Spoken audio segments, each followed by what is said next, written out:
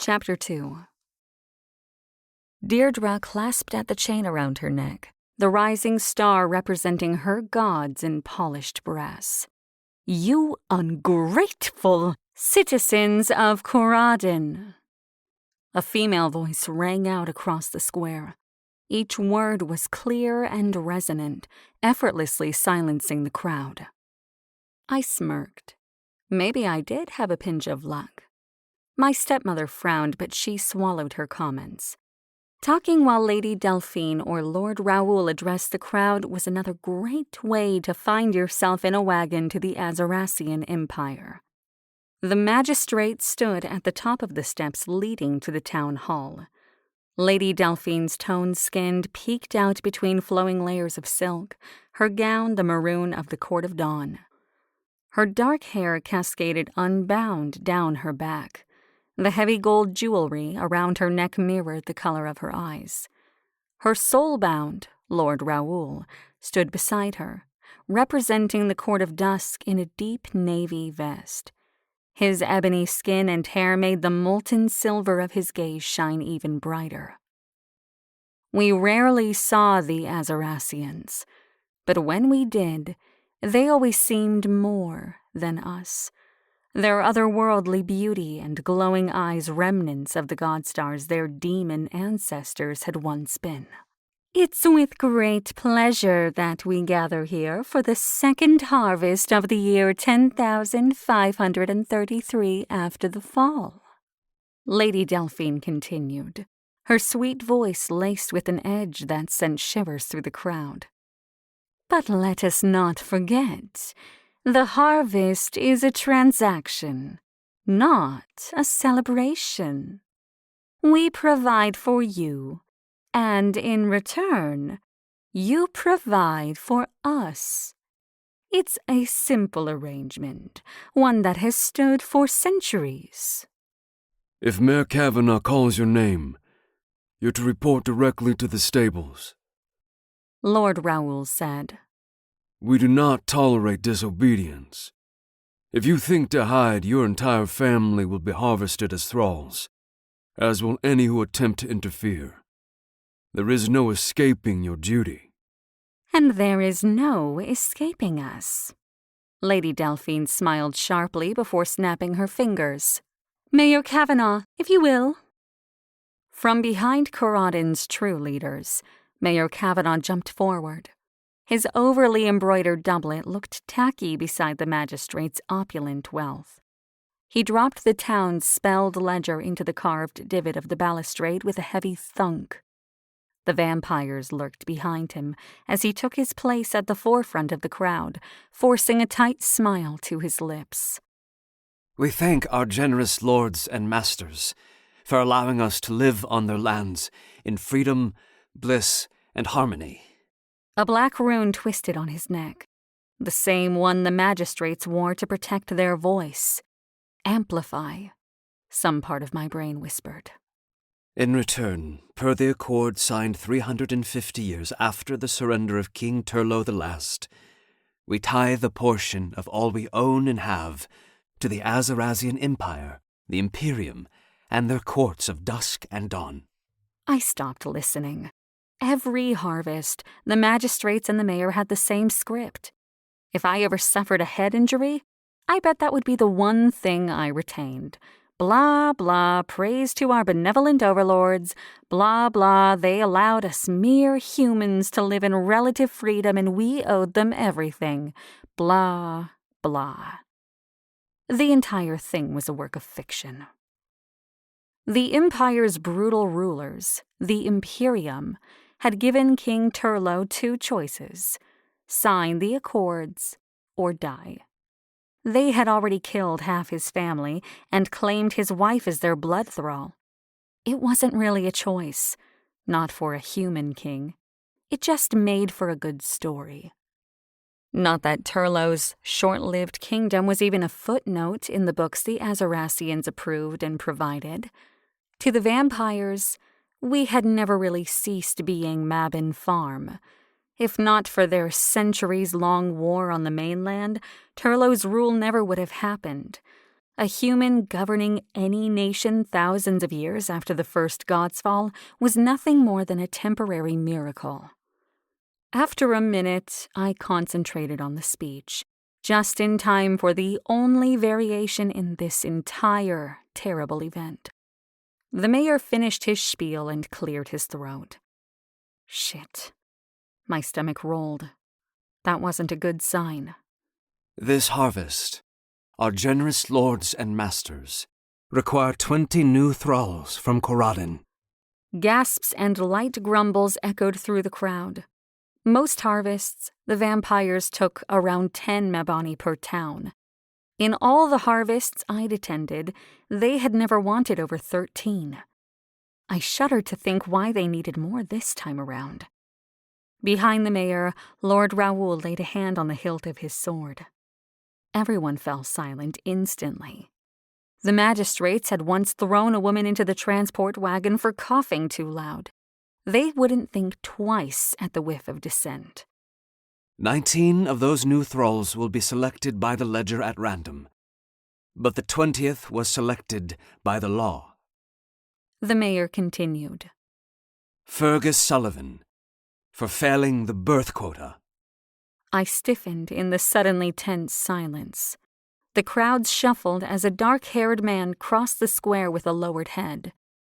Fergus celebrated his birthday a mere 2 months before mine. We had attended school together, though I had rarely seen him since. Last I remembered, he had married around the same time I left home. The god stars clearly hadn't favored his union. A bitter laugh nearly bubbled out of me. Fergus's fertility score had been low, though not as low as mine. No one's was as low as mine. It was deluded of Deirdre to think the patriarch could have sired a child on me, much less the 3 the quota demanded by our 30th birthdays. I'd just be a body to warm his bed. After Fergus disappeared down the path toward the stables, the mayor pulled a thin blade from his belt. Holding his hand above the ledger, he sliced across his fingertip. Blood welled from his pale skin. It dropped to the ledger's case and sunk into the grooves of the rune spell carved on the cover. Shadows flared as the magic activated, absorbing his blood. He quickly wrapped his finger and then cracked open the book. I had never seen the ledger up close, but I imagined the names appearing one by one in neat red script. Ashlyn and I gripped each other's hands, as we had always done since my first harvest at 16. Bridie Gallagher. Somewhere behind me, a woman cried out.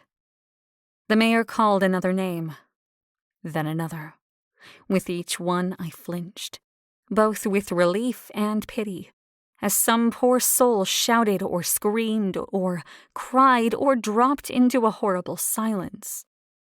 I'd happily never listened to another harvest again, and after the next one, I wouldn't have to. Pain twisted harder through my core. I didn't regret my choice, but the closer I got to that deadline, my looming 30th birthday, the more my body thrashed and rebelled. Una Curvy. My jaw dropped. Through the crowd, a blonde-haired woman stared blankly at the mayor.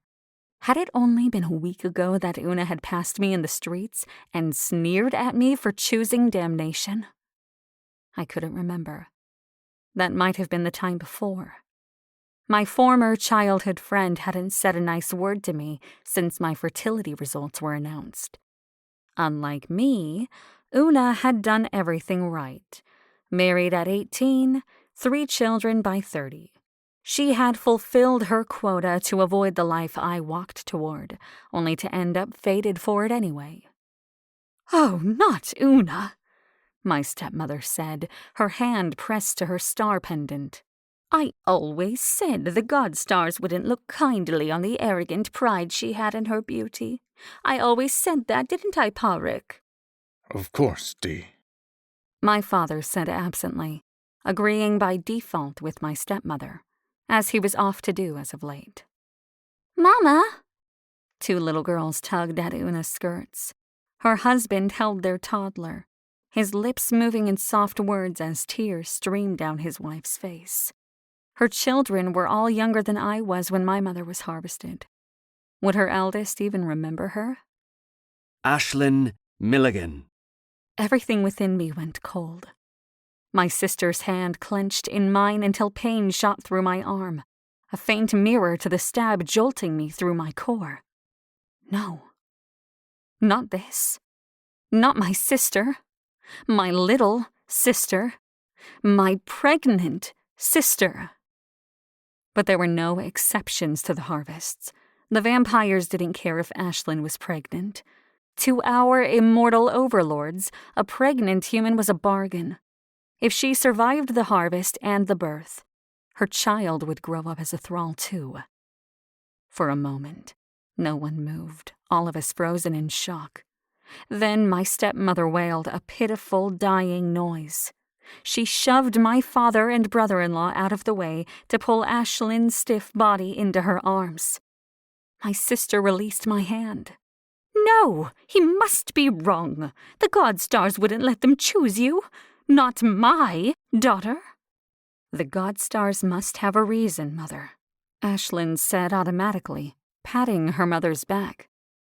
"I'll accept the path they have chosen for me." "You will not." Deirdre spun, her green gaze fixing on my father. "Fix this, Parik." He flinched. My father had stood by and done nothing when my mother was selected. Would he do the same for his favorite daughter? His eyes dropped. The bastard. Donald wouldn't be any help either. He was already backing away. Tendrils of dread clawed through my stomach. There was really only one choice, wasn't there? One that I could live with, that was. Though Ashlyn and I rarely talked about it, she knew how hard it was for me without my mother. Her own mother conspired to make it worse, treating me like a stranger who lived in her house and ate her food. I wouldn't wish my childhood on my worst enemy.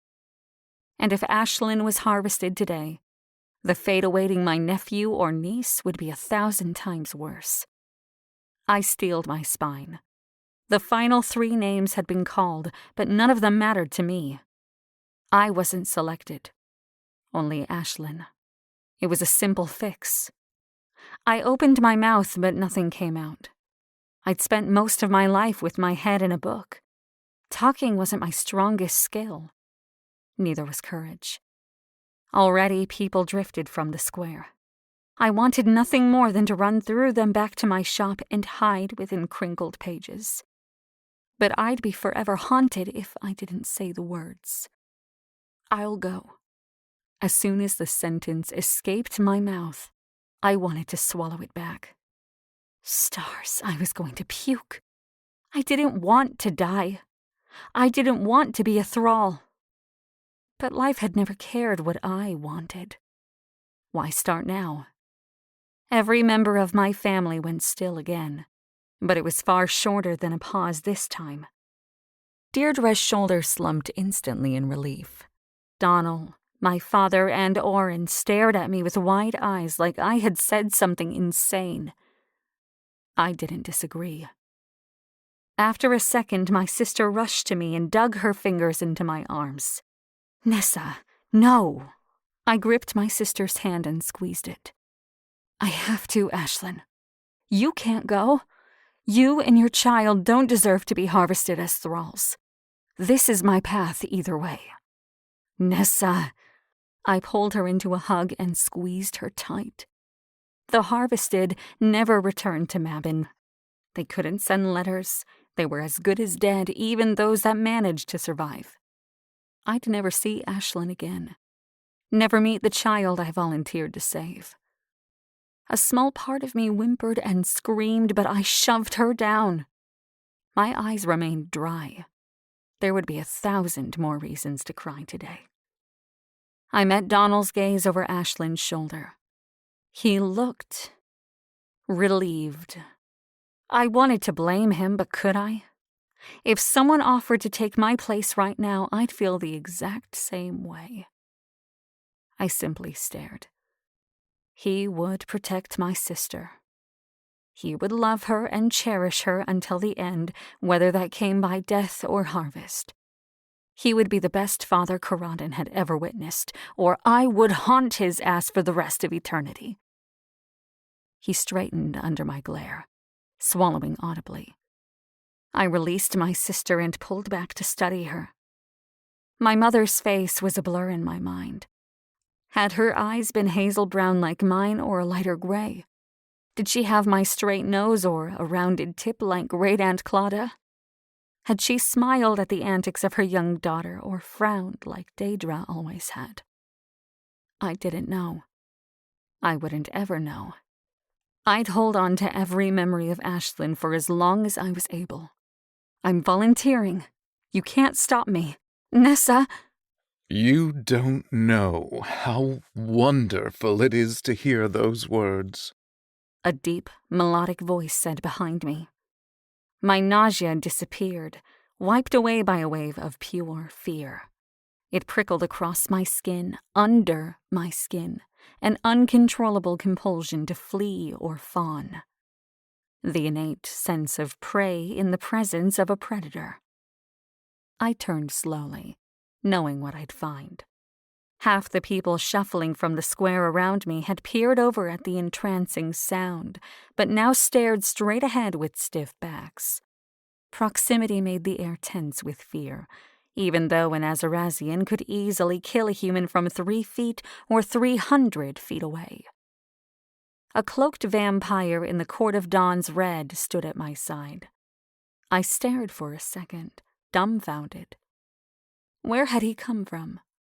I knew vampires were stronger and faster than humans, but I'd never witnessed any of their superior abilities outside of stories. The magistrates paraded around like they had all the time in the world. But this vampire wasn't one of the magistrates. That couldn't be right.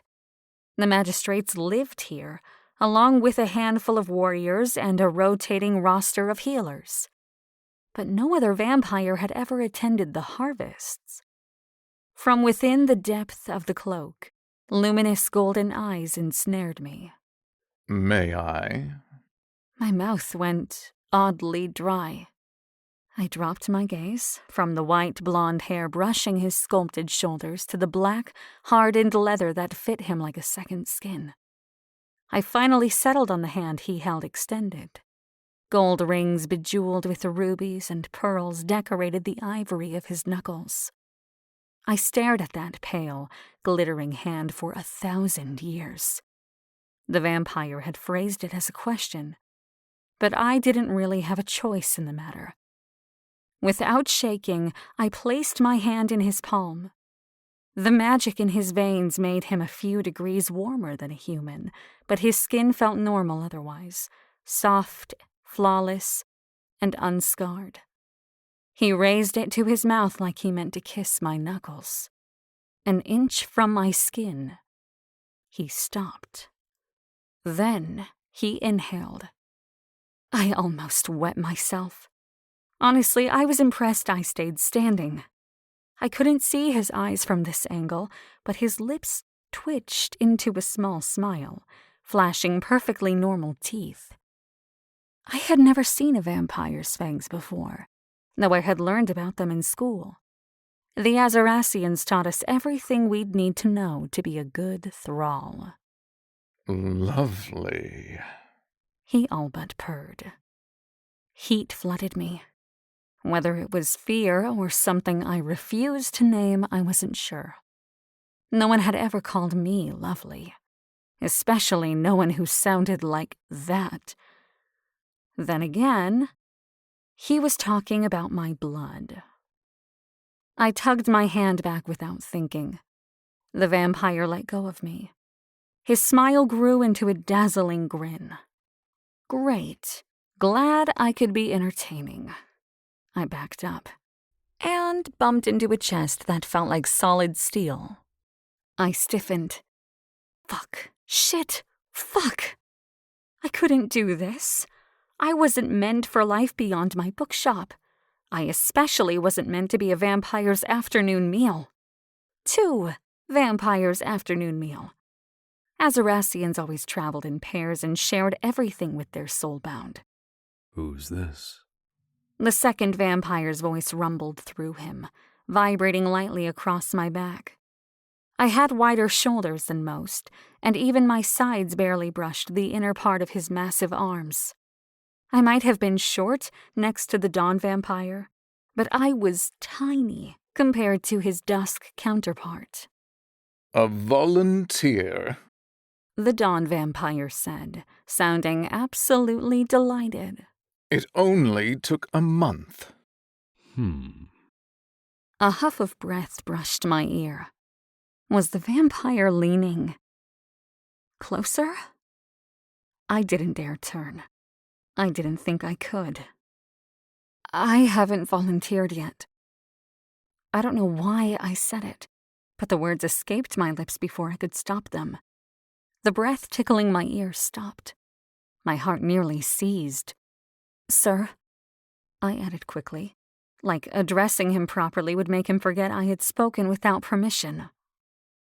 After an eternal moment, the solid heat left my back as the second vampire circled me. A figure in a dark blue cloak entered my line of sight. He towered over me, the top of my head in line with his broad shoulders. The black curved blade of a damium axe wafted faint shadows from the holster on his back. I glimpsed bronze skin, a strong jawline, and silver eyes before ducking my head down. Haven't you? He asked. Shall we take your sister, was it? Ashlyn paled as the dusk vampire focused on her. No! I nearly shouted the word. Fine, I volunteer in place of Ashlyn Milligan. The dawn vampire clapped. Excellent. Glad we could come to an agreement. I started to glare but stopped myself mid-expression and ducked my head. You idiot! Never make eye contact with a vampire. The few texts I had on vampire biology and culture were heavily redacted, but I didn't need a book to know that. It was one of the first things every Mabani child learned. To hold a vampire's gaze was to issue a challenge, one they always answered. But the blonde didn't react beyond the curl of his lips. Thankfully, I had found a vampire amused by my idiotic slip-ups, or I'd be very dead right now. Come with us. The dusk vampire crooked his fingers once, silver rings circling each digit except his thumb. He turned firmly on his heels and started through the crowd, forcing humans to scurry from his path. He didn't wait to see if I obeyed. Even if his soulbound wasn't beside me, I had a feeling he wouldn't have waited. His tone was absolute, following his command the only option. I faced my sister, who watched me with terrified eyes. Poor Ashlyn. I wasn't leaving much behind, but I would miss her. The only person in my life who had ever cared. I took her hand and searched for something to say, but no words felt right. How did one say goodbye to someone forever? I thought I'd have more time to figure that out. Take care of yourself, Ash. I gave her hand a final squeeze. I'll miss you. My sister released a small sob before slapping a hand over her mouth.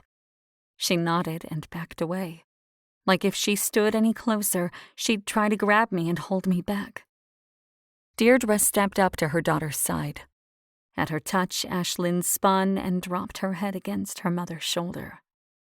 May the god stars shine upon you, Nessa.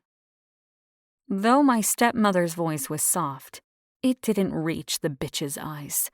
I almost slapped her. It was now or never, after all. I settled for a cathartic, "Fuck off, Deirdre." The dawn vampire cackled and dropped an arm around my shoulder. I stiffened at the touch. You're hilarious. I like you already.